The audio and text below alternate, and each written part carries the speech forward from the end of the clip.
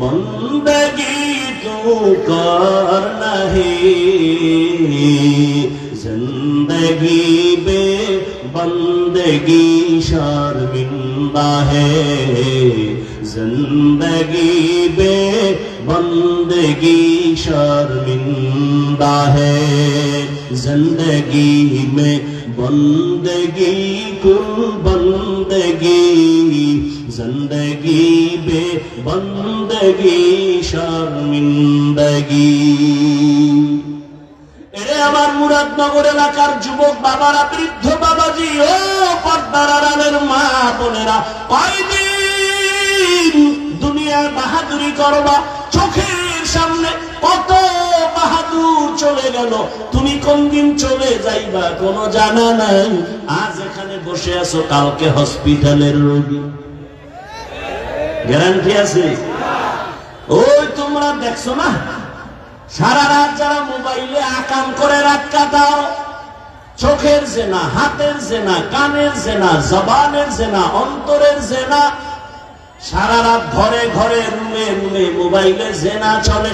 মা মোবাইল চালায়, বাবা মোবাইল চালায়, ছেলে চালায়, মেয়ে চালায়, সারা রাত ঘরে ঘরে গুনাহ, এত পরিমাণ গুনাহ মনে হয় যেন ঘুমের থেকে উঠে গজবে চেহারা বানর হবে, শুকর হবে।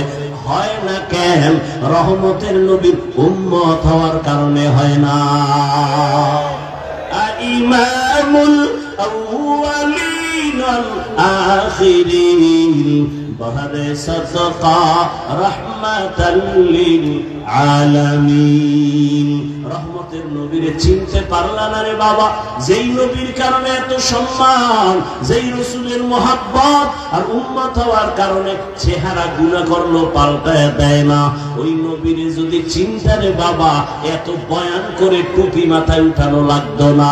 অথচ এখানে যারা আমরা হাজির সবাই কিন্তু মুসলমান। আপনাদের আল্লাহ আমার আল্লাহ দুই নাকি এক?